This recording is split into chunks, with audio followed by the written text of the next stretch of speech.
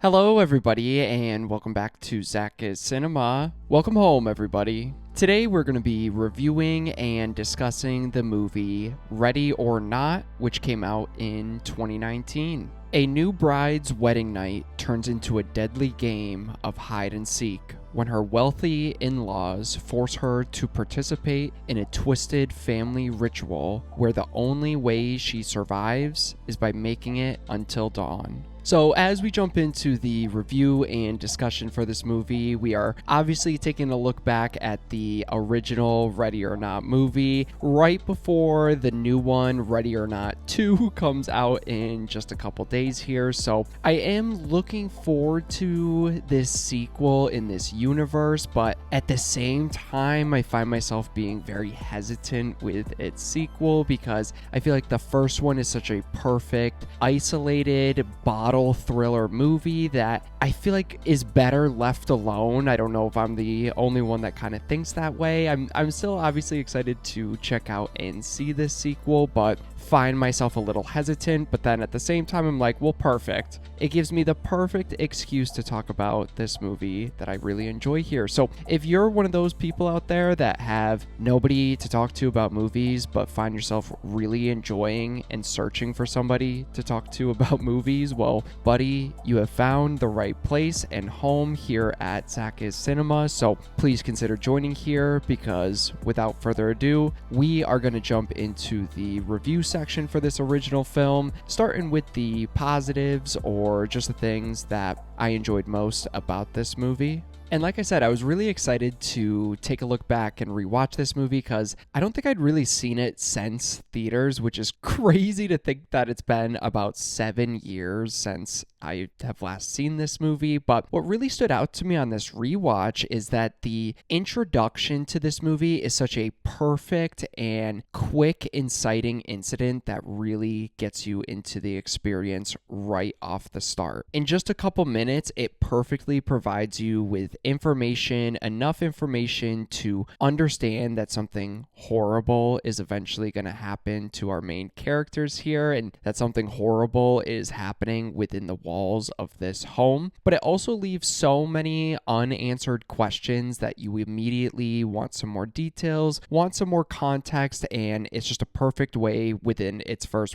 30 seconds to a minute to get you thinking all those proper questions that you really want with a thriller movie like this. In that opening, seeing that terrified groom running for his life, getting shot by multiple arrows, sets such a dark tone and vibe for the movie. And then the movie instantly after that just cuts 30 years later to the wedding that we're going to be following with Samara Weaving's character and her groom within the same home, and then also introduces Alex and Daniel, the two younger boys that we just saw in the introduction of the movie, now grown up, which instantly gives you that kind of sinking feeling that history right now is about to repeat itself and something is deeply wrong with this family, and now we are going to get that context to see what exactly is very wrong with this family. So I think it's a perfect way to start a movie, doesn't overstay its welcome, and gets you invested right from the start. And on rewatch, the thing I feel like that stood out to me the most was just how much I love this core concept to the movie. I think it perfectly blends something that is so incredibly ridiculous, over the top, but then still takes its concept and situation so seriously and allows that tension to really breathe throughout this movie. And I feel like the balance that Radio Silence here balances makes this movie so funny and intense at the same time. They don't have to try too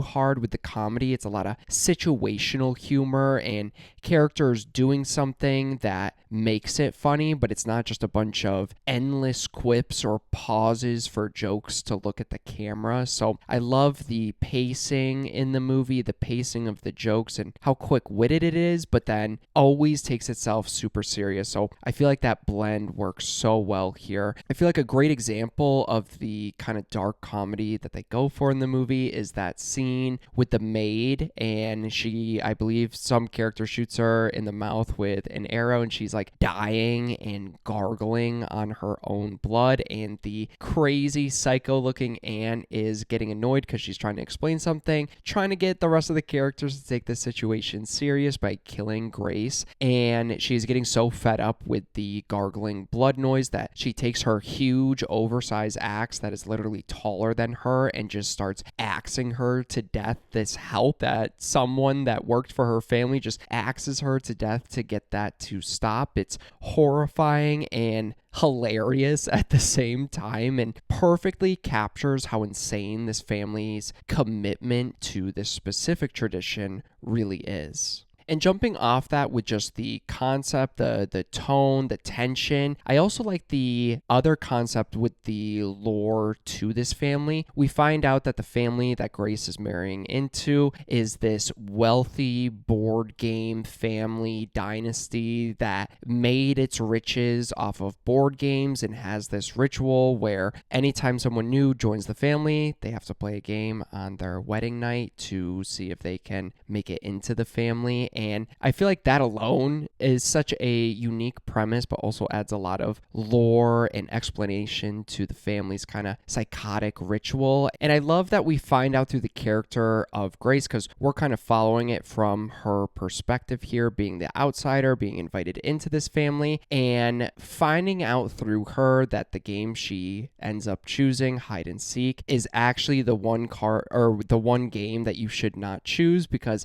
it turns this family into a man-hunting family, which elevates this premise, which could have just been, a simple bottle thriller, into something very memorable and very special here. And I love the moment Grace here pulls the hide and seek card. I think it's fantastic. I love, again, that we're following through her perspective and feel like this outsider with her, not really sure why people have the reaction that they do to that card, and watching the different reactions from the family, some terrified, some wildly excited, is both heartbreaking and unsettling. And I forgot how quickly it moves this movie into motion. There's really like 10 to 15 minutes of setup, and then the rest is just this beautiful, tense thriller. Samara Weaving in this movie is absolutely fantastic, and I feel like Grace is such a simple character, but extremely well acted and well written, and she almost turns into this amazing final girl very quickly compared to maybe other thrillers or slasher movies. I love the moment that Alex finds her in those backdoor areas to the mansion, explains the situation to her, and she immediately starts having this kind of mental breakdown like anybody would, reacting to a situation like this. But then instead of just sitting there staying helpless, she immediately adapts to the situation in a way that is extremely believable. She starts ripping apart her wedding dress so she can run a little bit more easily. She starts looking for weapons, so she's so sympathetic. You really feel for her, but you never feel like she's not capable of handling herself in this situation, and I feel like it's a perfect character to follow in a movie that's like this. And the movie is very quick pace. It is one of the breeziest hour-and-a-half movies I think you could ever watch. But despite that, I feel like the movie is packed with some great standout sequences that are very suspenseful and escalate the tension perfectly. The kitchen scene where Grace is shaking and slowly trying to load this shotgun while hiding from the butler immediately has this Jurassic Park style tension, like that scene in the kitchen with the kids. Very reminiscent and an homage to that, but has the same impact for you. I love the barn scene when she gets shot in the hand by that kid and falls into the pit. It is absolutely disgusting, wince-inducing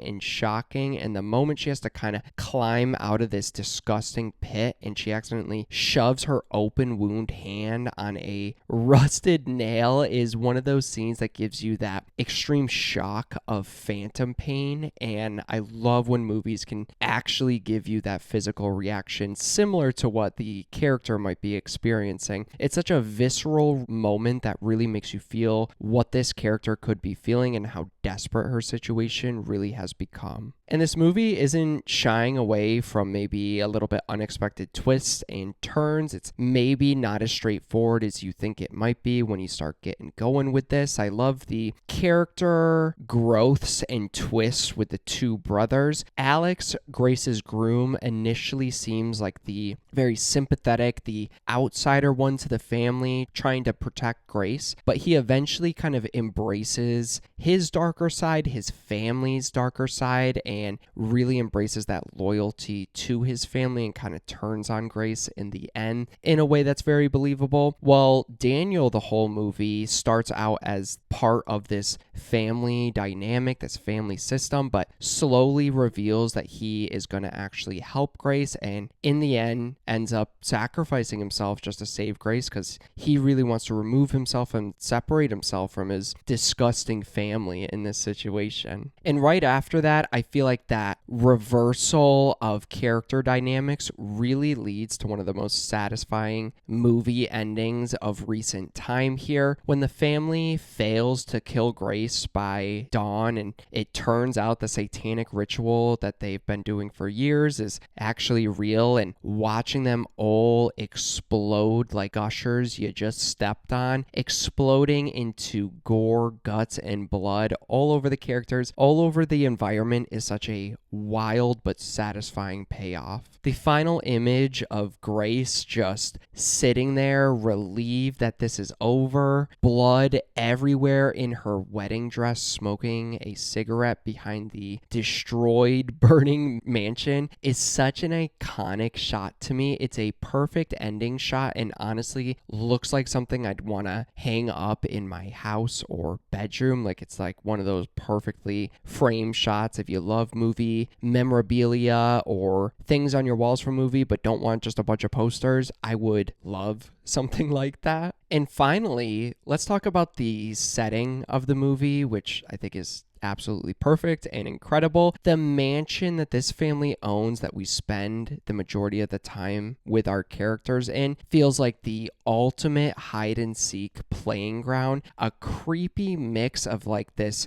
gothic estate, a museum full of weird artifacts, and something like the Overlook Hotel from The Shining, and all these secret passages and satanic family lore gives this house pretty much its own personality and makes it such a perfect setting for this movie here. Absolutely adore the setting. Love sitting in it with all the characters, and honestly, I just want to maybe see the sequel just to explore this mansion maybe a little bit more if it decides to stick in this family's mansion here. But with that said, let's move into the mixed aspects I have for this movie. And this is such a fucking nitpick. It's really nothing here. It is so tiny. For me, just what stood out to me and from what I remember back in 2019 when this movie was getting marketed, I feel like Radio Silence has these perfect concepts with Ready or Not and Abigail, but I feel like their concepts make it so difficult to advertise and put out a trailer for without that main hook being spoiled. And I feel like I'd love to see, especially this movie, going into it completely blind and not knowing what was going to be happening, because I feel like it would just make for such a more wild, twisted, fun experience. And for that reason alone, this is one of my favorite movies to recommend to people that have never heard of this movie, seen